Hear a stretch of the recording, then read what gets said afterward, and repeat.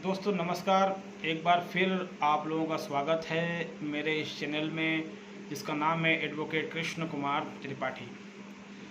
मित्रों, बहुत सारे जो क्या कहते हैं लोग जो पीड़ित हैं और कोर्ट कचहरी के चक्कर लगा रहे हैं, अक्सर उनकी शिकायतें होती हैं कि सर हमारा वकील सामने वाली पार्टी से जाके मिल गया, सर हमारा वकील हमारी सुनता ही नहीं है, सर ऐसा लगता है जैसे हमारा वकील जानबूझकर हमारा केस बिगाड़ रहा है। मित्रों, ऐसी बहुत सारी समस्याएं लोगों की होती हैं और ये बड़ा दुर्भाग्य की बात है कि इंडियन जुडिशरी को अनअकाउंटेबल जुडिशरी कहा जाता है। अनअकाउंटेबल का मतलब होता है मित्रों गैर जिम्मेदार। मतलब आप पे कोई केस लगा है तो आप जाओ भाड़ में।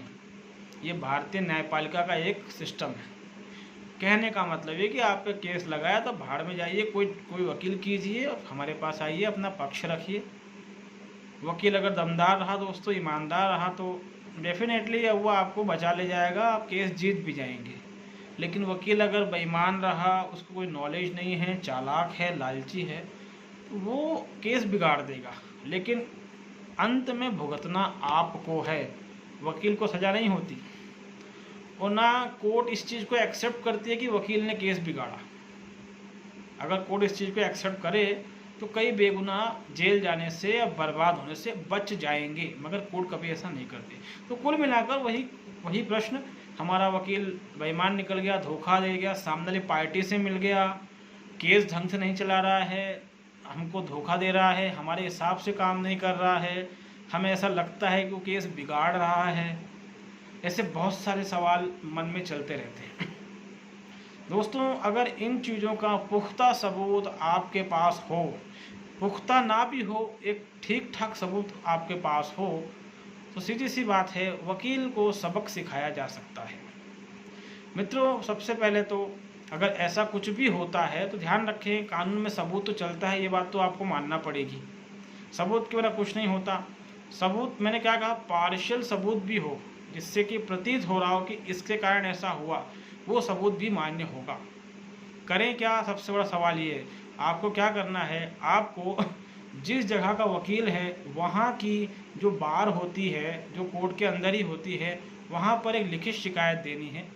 ठीक है, उसी शिकायत को आपको उस राज्य के राज्य अधिवक्ता परिषद के कार्यालय में भी भेजना है।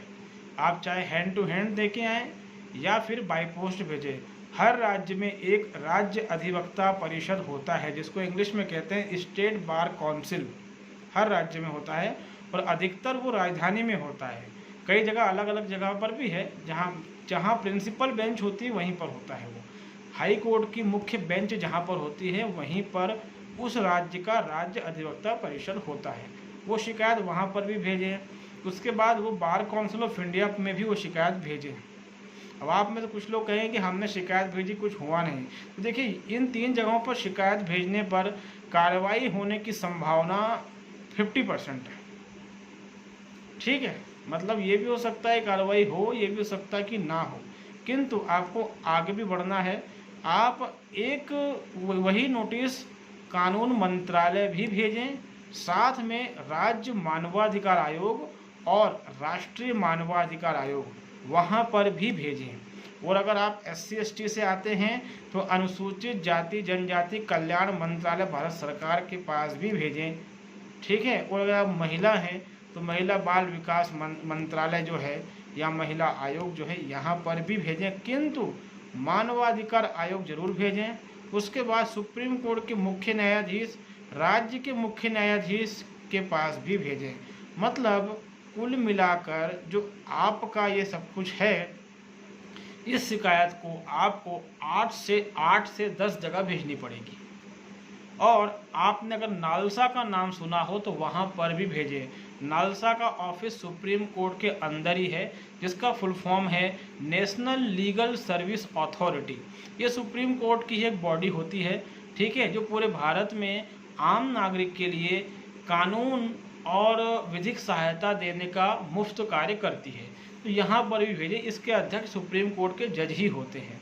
इस तरह 8-10 जगह पर जब आप ये लेटर भेजते हैं तब मित्रों कार्रवाई जरूर होती है, मगर आप लोग ऐसा कोई एक्शन नहीं लेते हैं। जब उसने आपका केस बुरी तरह बिगाड़ ही दिया है तो आप एक्शन ज़रूर लें। आप ये सोचते हैं कि वकील का पक्ष लिया जाएगा, ऐसा नहीं होता है। कई जगह वकीलों को दंडित भी किया गया है, हालांकि ये चीज़ें हाईलाइटेड नहीं होती हैं। यही कारण है कि लोग इन चीज़ों की समझ नहीं रखते हैं।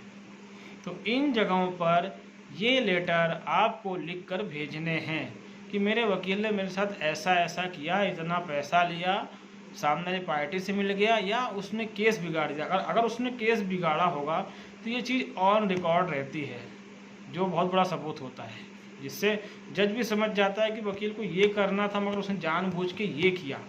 ये सबूत है इस चीज़ का कि वकील ने केस बिगाड़ा है। वो वकील ने अगर केस बिगाड़ा है मतलब साफ है कि वकील सामने वाली पार्टी से जा मिला है।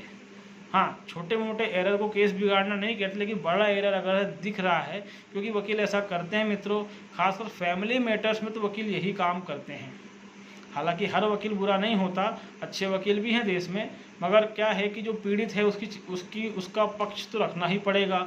बुराई को समाज के सामने लाना ही पड़ेगा। बुराई अगर समाज के सामने नहीं आएगी तो बुराई दूर कैसे होगी? ठीक है, तो हम ये नहीं कह रहे कि हर वकील बुरा है, लेकिन ऐसा होता है मित्रों। ठीक है, फैमिली मैटर्स में ऐसा बहुत ज़्यादा होता है, और अन्य मैटर्स में जहाँ पर कमाई बहुत ज़्यादा है, जैसे फैमिली मैटर्स हो गए, बलात्कार के मैटर हो गए, जहाँ पर समझौता हो जाता है बाहर और फिर पीड़िता बयान से मुकर जाती है। दलित एक्ट के मामले हो गए, जहाँ पर कि पैसा कमाने के लिए व्यक्ति कई बार लगा देता है, वकील सोचता है इतना मिल जाएगा, इतना % मेरा हो जाएगा। ठीक है, तो यूँ तो क्रिमिनल सिविल सभी मामलों में पॉसिबल है, लेकिन कुछ मामले बड़े फेमस हैं जिसमें फैमिली कोर्ट के मामले तो बहुत ही ज़्यादा फेमस हैं। तो यहाँ पर मित्रों क्या होता है कि एडवोकेट केस को बिगाड़ देते हैं। ठीक है, क्योंकि उनकी मंशा रहती है कि समझौता होगा और फिर मैं समझौता करवाऊंगा, जो राशि मिलेगी उसमें 10%, 20%, 25% मैं मांग लूँगा। ठीक है, तो कुछ भी ऐसा आपको फील होता है तो अपने वकील की शिकायत जहाँ जहाँ मैंने बताया है वहाँ वहाँ ज़रूर करें।